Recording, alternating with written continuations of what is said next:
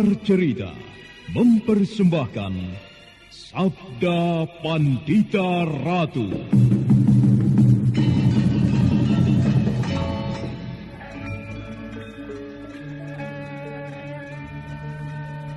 Ana tulis sing yuang widi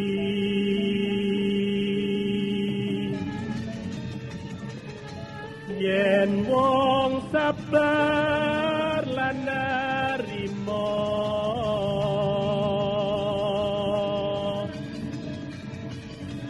kinanjar dawa umure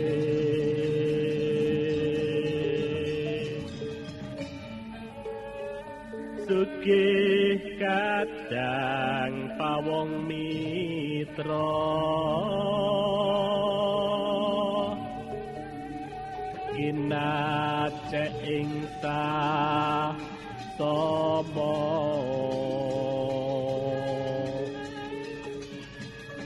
lamun lara wong iku gampang gone antuk tombo.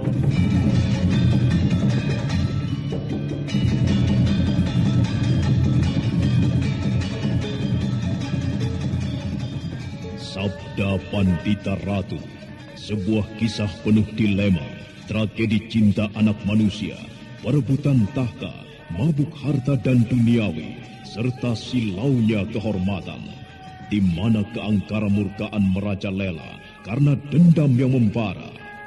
Kisah ini berlatar belakang berdirinya Singasari. Ken Arok, dialah pemuda yang merekuk pahit getirnya kehidupan. Namun sebenarnya, dialah yang harus melaksanakan sabda-sabdanya. Perjalanan sengsaranya adalah awal untuk meraih keberhasilan, untuk menuju kejayaannya di saat Singasari berdiri.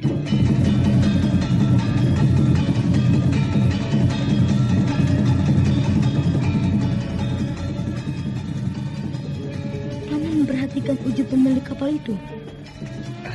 Iya. Orang itu bernama Barat Maut. Mengapa? Dari mana Paman bisa mengetahui namanya? Di antara anak buahnya ada yang menyebut nama itu. Mengapa dengan orang itu, Badrawati? Wajahnya seram, Paman. Matanya hilang sebelah. Ada bekas luka yang melintang di keningnya. Mata yang hilang itu tentu akibat perkelahian. Kemudian tangan kanannya putus, Paman. Tangan itu kemudian diberi kait, bukan? Iya. Ada bekas darah yang mengering pada kaitan itu, Paman. Tidakkah Paman memperhatikan hal itu?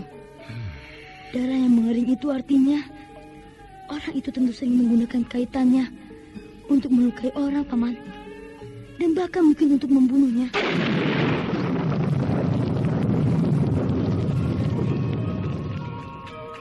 Sabda Pandita Ratu. Naskah ditulis oleh Pondra Swasti Langit, diolah oleh Agung Bahrodi, didukung oleh artis-artis terkemuka, Ferry Fadli, Eli Ermawati, M. Abud, Ivone Rose, dan lain-lain. Teknik dan montase, Ibing Arifin, dengan sutradara, Dian Pertiwi. Sabda Pandita Ratu. Kali ini dalam episode ke-23 dengan judul Hantu Nusa Kambangan.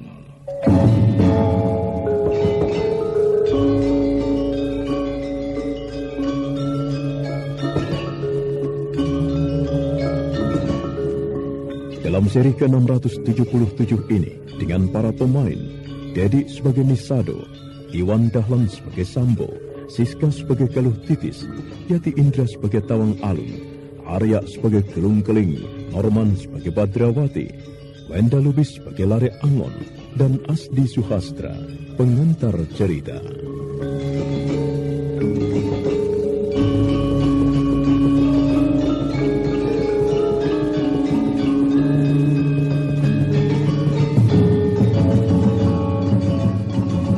Dengan gesit dan lincah, Badrawati dan Lare Angon menyelinap di antara lebatnya dedaunan untuk kemudian lenyap tak kelihatan sama sekali bayangannya. Pagi bergerak sehingga kabut mulai menyibak. Jarak pandang pun agak lebih panjang. Sandiwara Radio ini masih Anda dengarkan di channel YouTube Satria Collection. Jangan lupa tekan tombol like dan subscribe.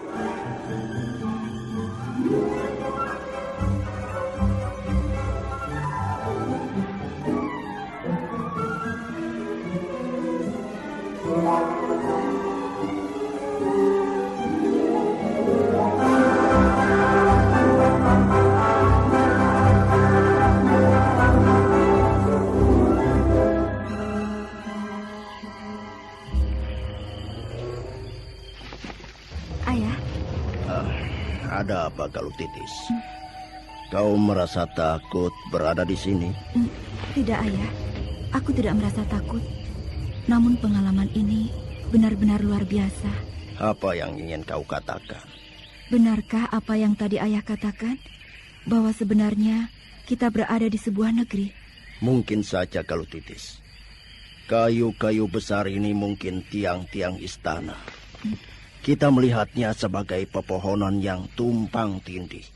Akan tetapi, di mata para lelembut semuanya ini merupakan istana yang indah. Mungkin saja tempat ini sebenarnya pasar tempat para makhluk halus berbelanja, saling menukar kebutuhan mereka. Kita sebagai makhluk manusia tidak mampu melihat makhluk halus itu. Benarkah yang Ayah katakan?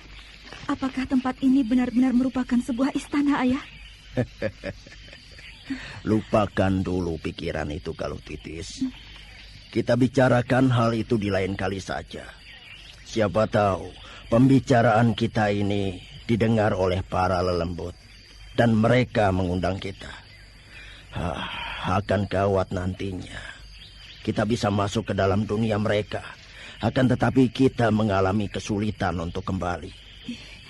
Ternyata tempat ini mengerikan sekali. Nah, akhirnya kau mengakui.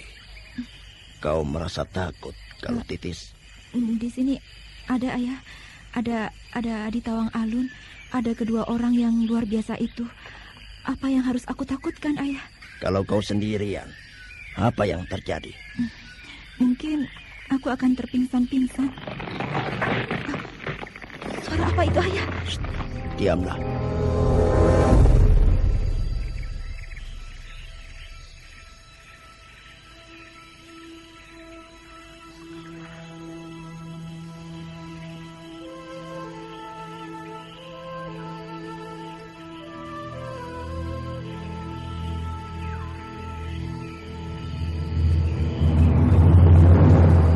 Lalu Titis terdiam dan tegang.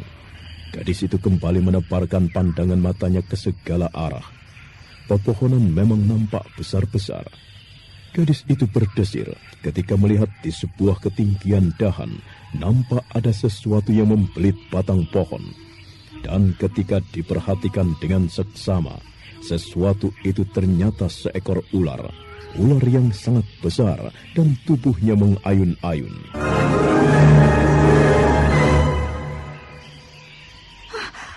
Ular, Ayah!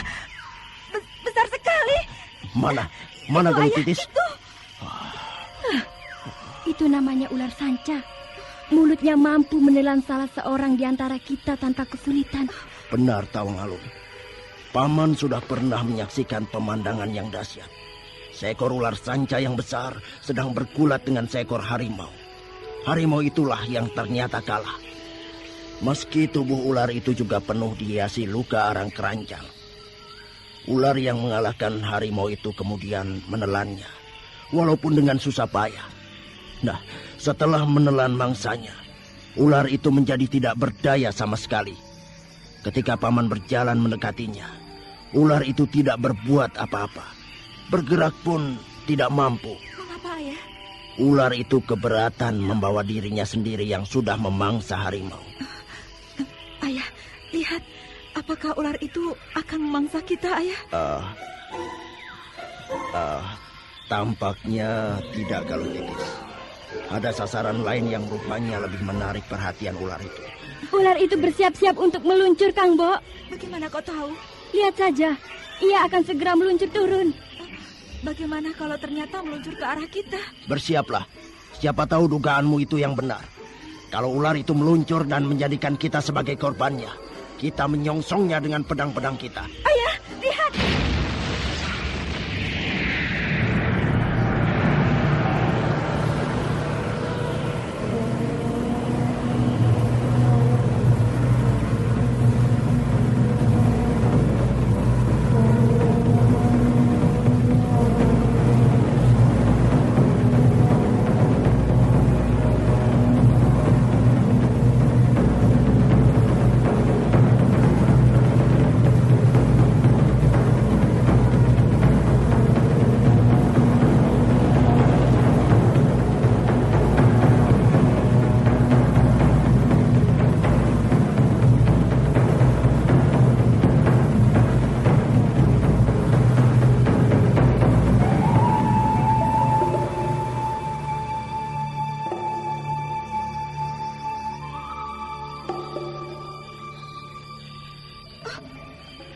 Terjadi itu.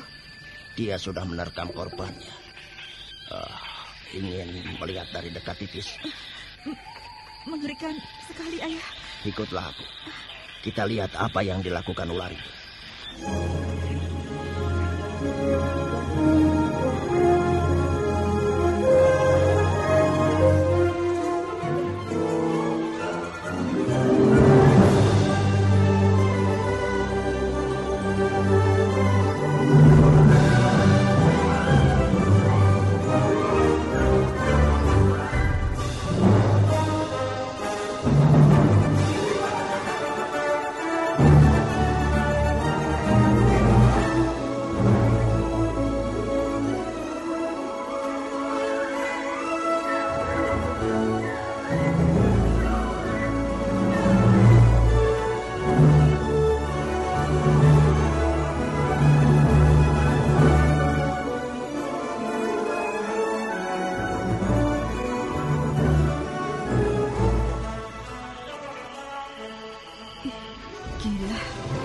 Babi hutan. Benar, Tawang Alun. Ular itu telah menerkam babi hutan. Binatang yang malang. Dia tentu tidak pernah membayangkan dari atas akan meluncur seekor ular dan langsung membelitnya. Babi itu besar sekali. Apakah ular itu akan mampu menelannya? Kenyataannya, ular adalah binatang yang aneh kalau Titis. Meski perutnya tidaklah seberapa besar, akan tetapi perut yang tidak seberapa besar itu bisa melar. Juga mulutnya itu bisa menjadi lebar dan mampu menelan korban yang ukurannya lebih besar. Nah, perhatikan saja kalau Titis. Apa yang akan dilakukan oleh ular itu? Ia akan berusaha keras untuk menelan mangsanya. Seandainya kenapa, Kang Bo? Seandainya ular itu menerkamku. Kang Bo ingin mempunyai pengalaman seperti itu. Kamu?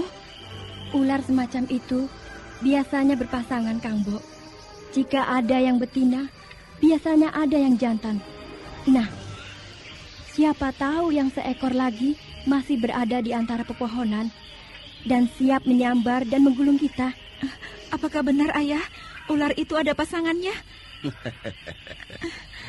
Tawang Alun membohongimu. Ular bukan jenis binatang yang selalu berpasangan.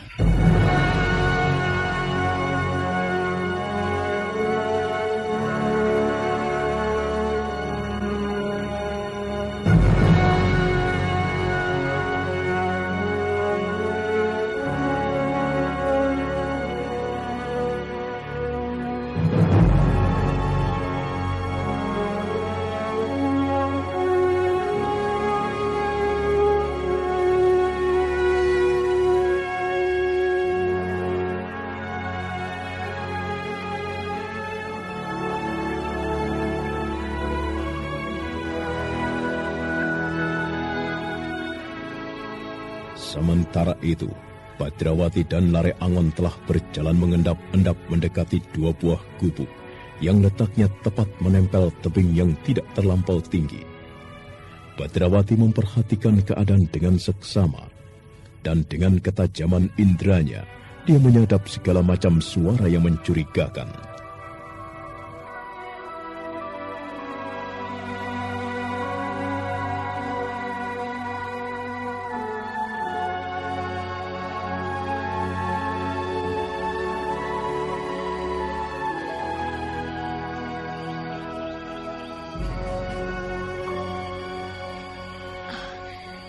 Bagaimana, Paman? Apakah menurutmu Panji Saprang ada di sini? Aku berhasil menangkap adanya desa napas dari sebuah gubuk itu, Paman. Nampaknya 2 orang yang disebut sebagai pengiring oleh Ki Gelung Keling. Jika demikian, Panji Saprang itu tentu berada di tempat ini pula. Untuk mengetahuinya, apakah dugaan kita itu benar atau tidak, kita bisa memancingnya agar keluar, Paman. Tapi bagaimana caranya? Cara apa yang bisa kita tempuh, Paman? Kau lupa dengan pesan bibimu? Tentu tidak lupa, Paman. Kita memang tidak boleh berurusan dengan orang itu lebih dulu. Kita harus menghindarinya. Tapi bagaimana caranya agar kita bisa mengetahuinya bahwa buronan yang kita amati itu benar-benar berada di tempat ini? Apa kita akan menunggunya saja di tempat ini sampai orang itu keluar? Kita harus memancingnya agar keluar, Paman. Baiklah. Lalu cara apa yang akan kita pergunakan untuk memancingnya keluar?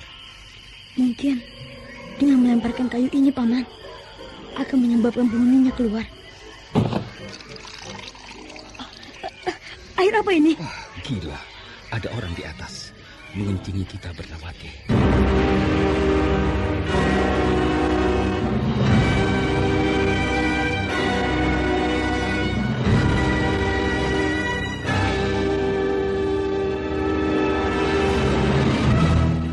Badrawati dan Lare Angon terkejut bukan alang kepalang ketika air yang bagai tidak diketahui sangkan dan parannya itu jatuh dari atas mengenai tubuh mereka. Badrawati dan Lare Angon segera berloncatan menghindar. Dan ketika mereka mendongak, nampak ada sebuah pemandangan aneh di sana. Sosok tubuh sedang menggantung pada sebuah dahan dengan kaki terbalik bagaikan kalong yang sedang tidur.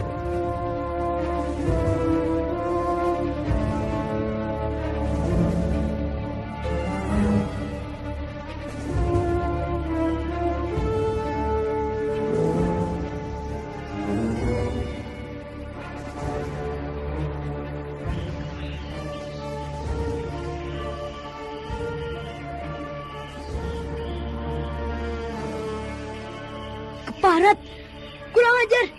Kita dikencingi, Paman. Tenang, Badrawati. Paman masih bisa meminta kepadaku untuk tenang, sementara orang itu telah mengencingi kita.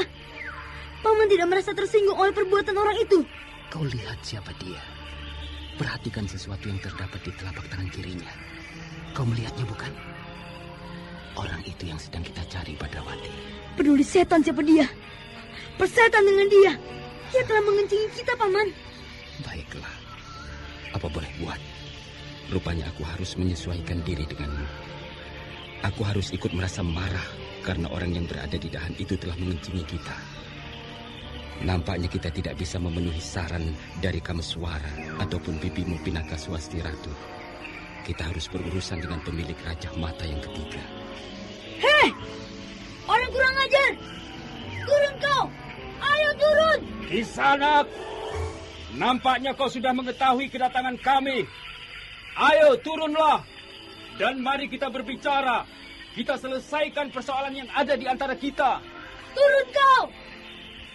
Siapa kalian? Dan apa yang kalian lakukan itu?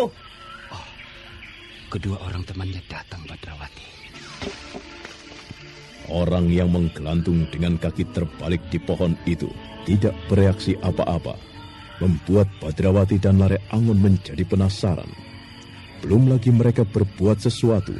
Dari arah 2 buah gubuk telah berloncatan 2 orang lelaki dan berlari-lari mendekat. Siapa kalian? Namaku Lare Angon Kisanak. Dan ini adikku, Badrawati. Kalian berdua siapa? Aku Sambo. Dan ini adikku, Nisado. Kalian berdua datang kemari. Apa yang sedang kalian lakukan? Kami sedang membebedak ke sana. Kami terkejut melihat sesuatu yang aneh di atas sana itu. Binatang apakah yang menggelantung dengan kaki terbalik itu? Keparat. Kau mengatakan dia binatang. Oh, mengapa kau marah Kisanak? Kau menyebut orang itu binatang. Nampaknya matamu sudah lamur. Tidak bisa membedakan ia binatang apa bukan. Oh, jadi makhluk manusia ke dia itu Kisanak. Nampaknya ia sedang tidur dan mimpi kencing hingga sebagian membasahi tubuh kami. Kalau manusia, sungguh aneh dan janggal sekali apa yang telah dilakukannya. Ia tidur di pepohonan dengan kaki menggantung menggait batang kayu. Yang kami ketahui, yang berperilaku semacam itu hanyalah kelawar dan kalung saja. Apa yang telah dilakukan itu membuat kami tidak yakin kalau ia makhluk manusia. Dan karena kami para pemburu, maka jangan salahkan kami jika kami akan menjadikan sebagai sasaran anak panah kami.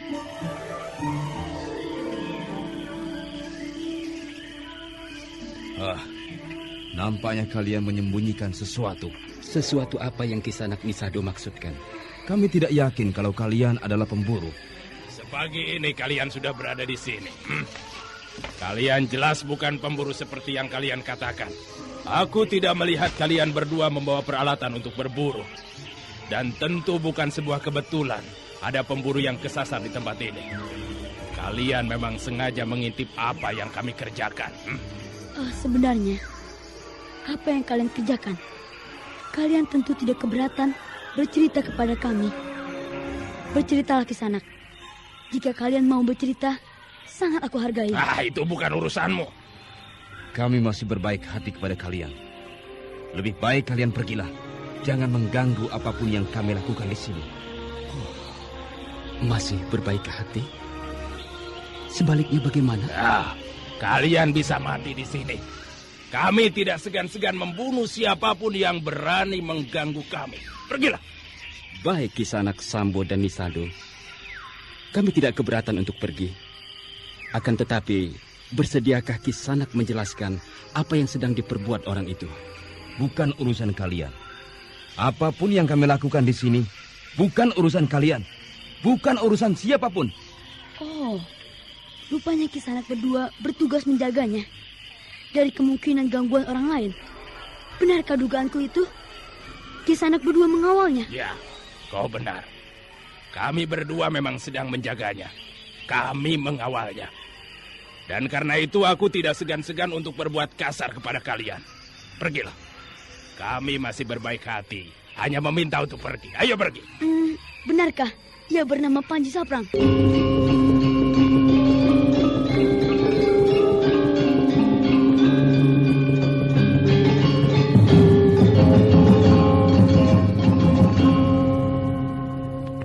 Nisado dan Sambo terkejut mendapatkan pertanyaan Badrawati itu. Kedua orang yang wajahnya agak mirip itu serentak saling berpandangan antara satu dengan lainnya.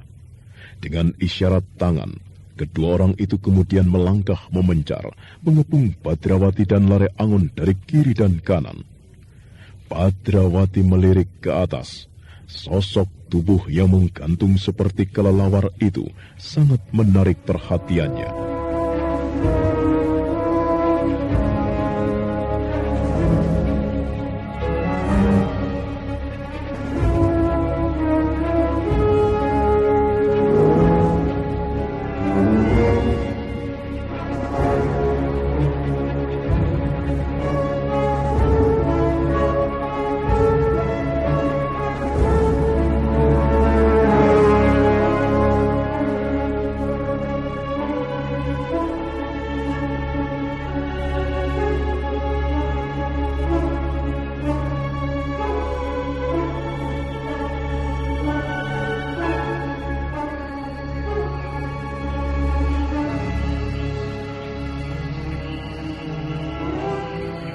Siapa sebenarnya kalian? Pamanku sudah menyebut nama kami dengan lengkap. Aku Badrawati dan pamanku bernama Lare Angon. Iya, tetapi siapa kalian? Jawaban yang mana lagi? yang harus aku berikan kepada kalian berdua. Kami sudah menyebut nama-nama kami. Kau bisa menyebut nama Panji Saprang. Dari mana kau dapatkan nama itu, ha? Dan apa sebenarnya maksud kedatangan kalian ke tempat ini? Kami sama sekali tidak percaya dengan cerita berburumu itu. Kalian tentu mempunyai maksud yang lain. Baiklah, kami mengakui. Kami memang bukan pemburu seperti yang tadi kami katakan. Kami datang memang membawa sebuah kepentingan dengan Panji Saprang. Namun, nampaknya nama Panji Saprang memang mempunyai arti yang sangat penting bagi Kisanak berdua. Sehingga Kisanak merasa sangat tidak senang kalau kami mengetahui nama itu. Tetapi benarkah orang yang sedang bergantung bagaikan kelawar di atas itu bernama Panji Saprang? Yang memiliki sebuah raja di tangan kirinya. Rupanya kau banyak mengetahui, anak kecil. Benarkah orang yang sedang tidak punya pekerjaan dan bergelantungan di pohon itu mempunyai raja di tangan kirinya? Jelas. Kedatangan kalian ke tempat ini memang sengaja membawa persoalan dengan kami. Ayolah. Kalian belum menjawab. Benarkah orang yang bergelantungan di pohon itu mempunyai sebuah raja di tangan kirinya? Kita tidak perlu memaksa kedua orang ini untuk menjawabnya, Badrawati. Kita memang telah melihat dan mengetahui di tangan kiri orang itu samar-samar memang terdapat sebuah raja. Akhirnya kita menemukan orang itu, Paman. Iya. Sekarang, apa yang kita lakukan, Paman? Kita paksa orang yang sedang berperilaku seperti kelelawar untuk turun dan berbicara dengan kita. Tidak bisa. Tidak bisa kenapa? Kalian berdua tidak boleh mengganggunya. Mengapa? Itu bukan urusan kalian. Dan karena ternyata kalian berdua cukup banyak mengetahui berbagai hal tentang sahabat kami itu, maka dengan terpaksa kami harus mengubah sikap terhadap kalian. Mengubah sikap bagaimana, Kisanak? Iya, kalian harus mati. Dan mayat kalian akan aku tenggelamkan di dalam belumbang yang airnya kotor sekali itu.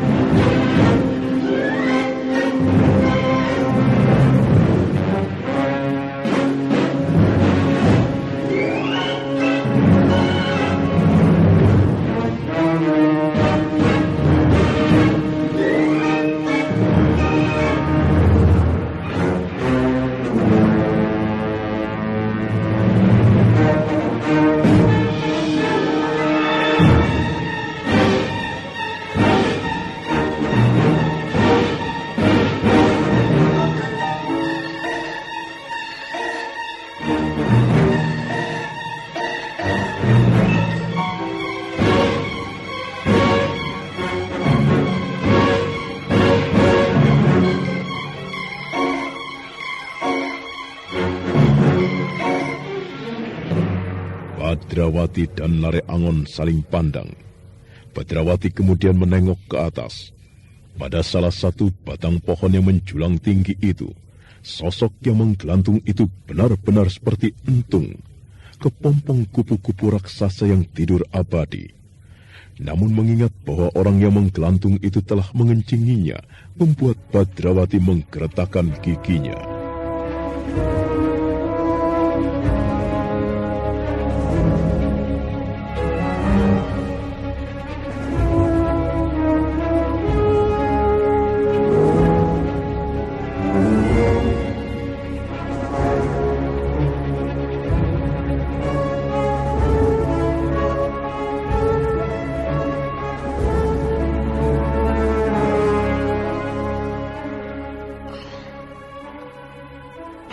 Suara juga Bibi Pinaka Swasti Ratu yang menemuiku telah berpesan wanti-wanti agar aku tidak berurusan dengan orang yang ketiga dari pemilik Raja Mata itu. Akan tetapi tangan ini sungguh gatal rasanya untuk mencoba bermain-main dengannya. Aku ingin melihat seperti apa sebenarnya kedahsyatan Aji Condobirowo yang mampu membuat Bapak Penambahan didandangkan daga itu menjadi cemas. Kedua orang ini rupanya sedang menjaganya. mengawalnya dan tidak membiarkan seorang pun mengusiknya. Hal ini justru membuat aku ingin tahu sebenarnya apa yang telah dikerjakan dengan bergelantungan seperti itu.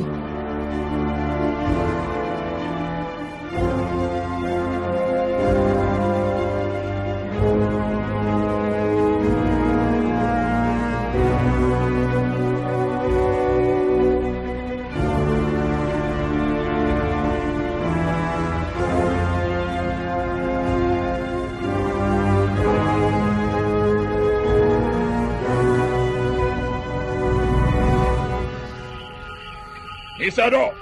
Bagaimana, Sambo? Aku ingin menyumpal mulut bocah ini. Meski ia masih bocah, akan tetapi ucapan-ucapannya membuat gatal telingaku. Telinga yang gatal tak cukup disembuhkan dengan menggaruknya. Akan tetapi dengan menghajar babak belur penyebabnya. Kau hadapilah yang seorang. Baik, aku lakukan. Paman Lare Angon. Bagaimana, Badrawati? Silahkan Paman untuk duduk saja yang santai. Aku akan menghadapi kedua orang ini. Aku akan menggunakan cambuk pemberian Paman Keling untuk menghadapi keduanya. Seperti menghalau 2 ekor domba di padang rumput. Jika orang yang bergelantungan itu turun, Paman yang menghadapinya. Ya, terserah kau, Badrawati. Nah, Kisanak Nisado dan Kisanak Sambo, kami berdua telah mengambil keputusan. Kalian berdua tidak bisa memilih-milih lawan. Nah, bersiaplah untuk menghadapi cambukku. Lihat cambuk ini. Cambuk yang bagus, bukan? Iya. Gila.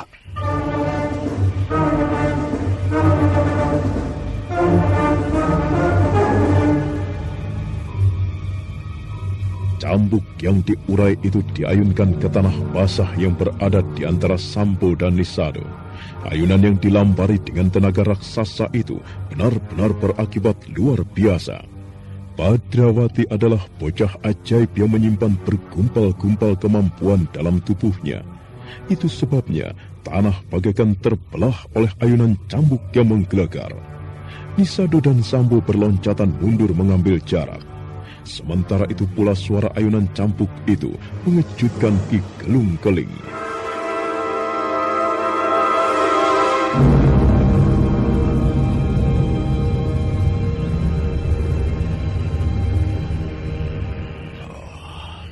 Suara cambuk. Bocah itu telah menggunakannya, Ayah. Pasti telah terjadi sesuatu. Kita dekati, Ayah. Kita saksikan apa yang telah terjadi. Ya. Mari kita dekati. Ingat, siapkan senjata kalian untuk menghadapi hal-hal yang tidak terduga.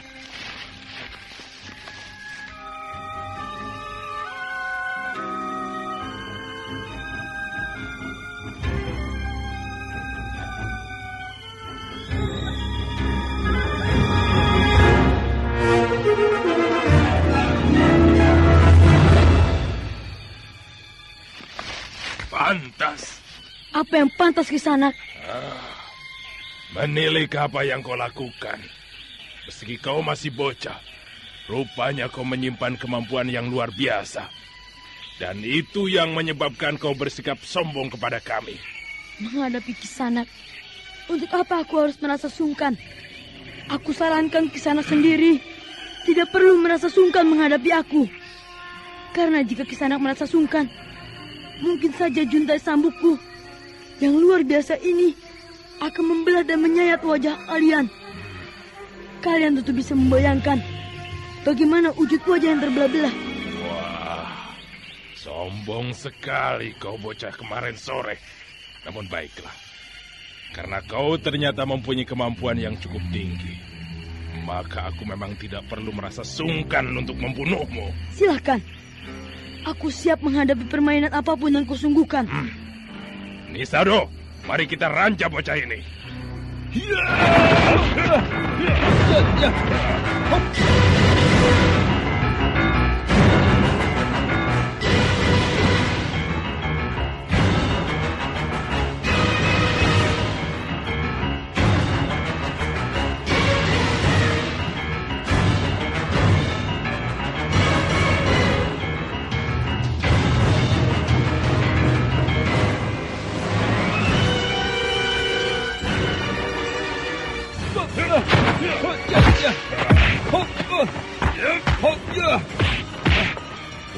hajar.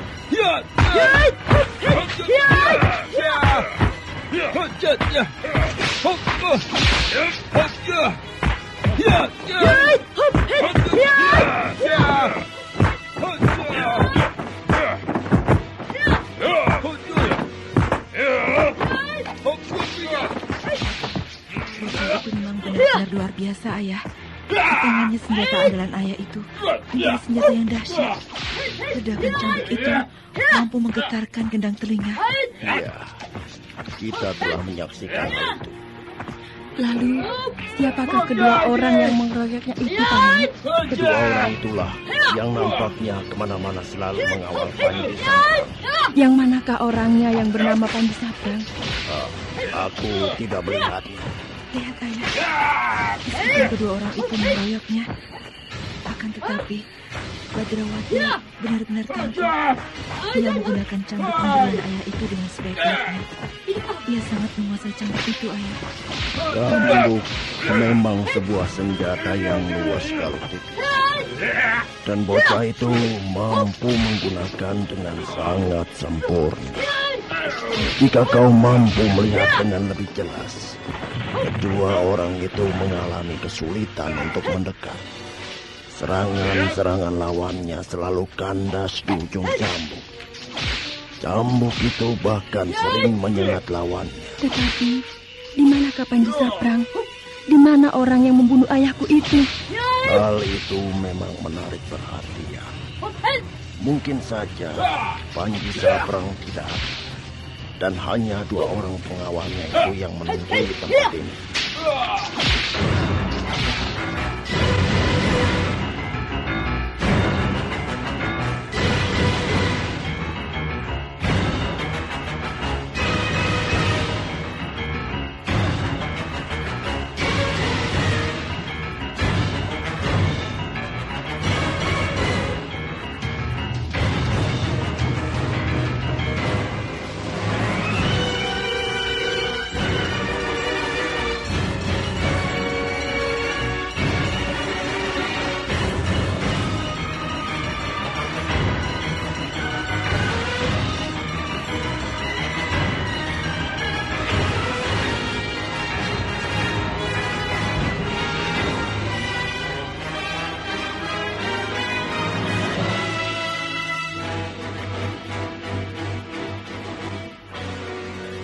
Sebenarnya lah pertarungan antara Badrawati melawan Nisado dan Sambo telah berlangsung dengan dahsyat. Pertarungan yang baru saja lewat itu telah merambah ke tataran ilmu kanuragan yang sangat tinggi. Badrawati melihat kenyataan, kedua orang yang dilawannya itu benar-benar ulet bagai jangat. Namun sebaliknya Nisado dan Sambo juga harus melihat kenyataan, betapa sulitnya menghadapi bocah yang bernama Badrawati itu. Ayunan cambuk yang diputar susul-menyusul bagai memagarinya dari serangan macam apapun.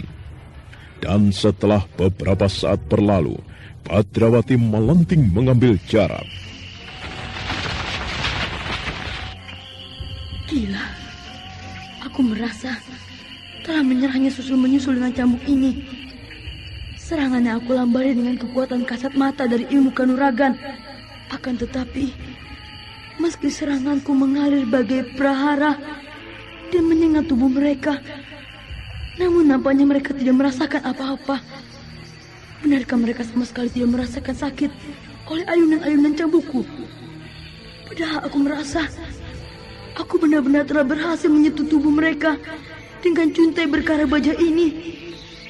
Gila, benarkah mereka tidak merasa sakit? Sambo! Kita gunakan senjata-senjata kita. Ayo, baik. Mereka menggunakan nanggala. Kedua ujung senjata itu dibenturkan antara satu dengan yang lain, menimbulkan percikan bunga api. Aku tidak boleh mengabaikan serangan senjata-senjata yang nampaknya dahsyat itu. Aku harus meningkatkan bobot serangan-serangan yang aku lontarkan. Badrawati! Bagaimana, Paman? Apakah kau akan tetap pada pendirianmu untuk tidak mau aku ganggu? Kita hadapi kedua orang itu bersama-sama, Badrawati. Tidak perlu, Paman. Aku masih merasa mampu. Ya, bocah sombong. Mampuslah kau di tangan kami berdua.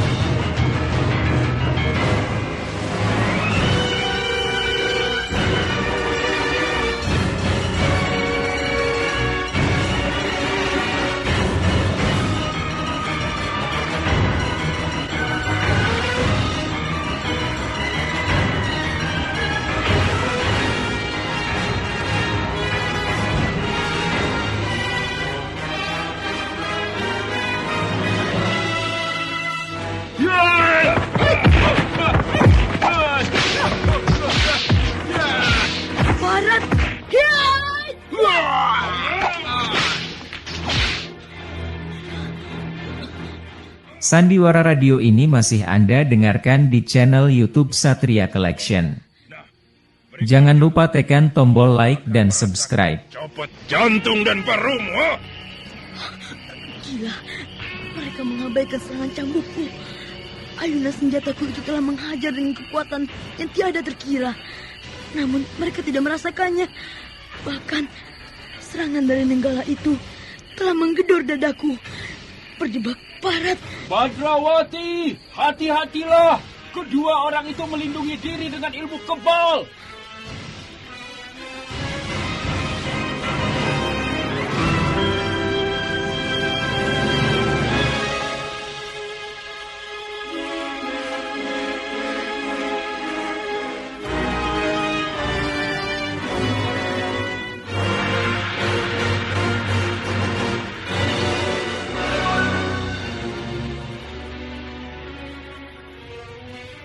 Badrawati agak sempoyongan berdiri.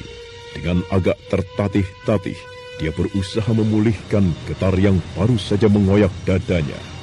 Badrawati melihat ayunan cambuknya telah mengoyak dan membakar pakaian Sambo dan Nisado. Namun ternyata di balik pakaian itu sama sekali tidak terlihat adanya luka. Badrawati menggeram.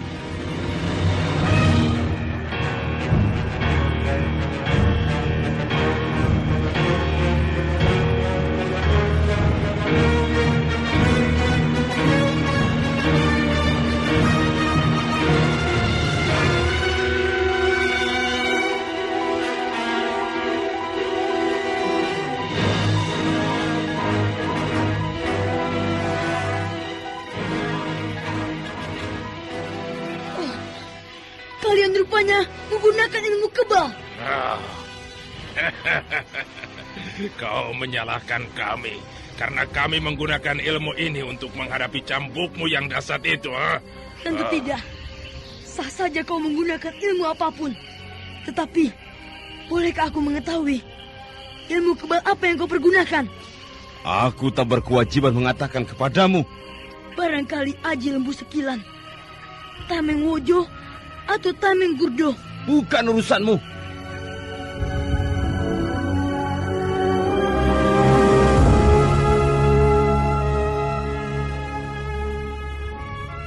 Nisado dan Sambo telah mempersiapkan kembali serangan-serangannya. Nanggala di tangan masing-masing nampak bergetar, siap menjamah lawannya dengan sentuhan kasar dan menyengat. Badrawati menggerakkan pangkal cambuknya. Ujung senjata itu pun menggeliat bagaikan seekor ular yang siap mematuk lawannya. Lare Amon menjadi tegang. Ki Gelung Keling dan anak gadisnya merasakan degup jantungnya terangsang. Tawang alun beku bagaikan patung batu.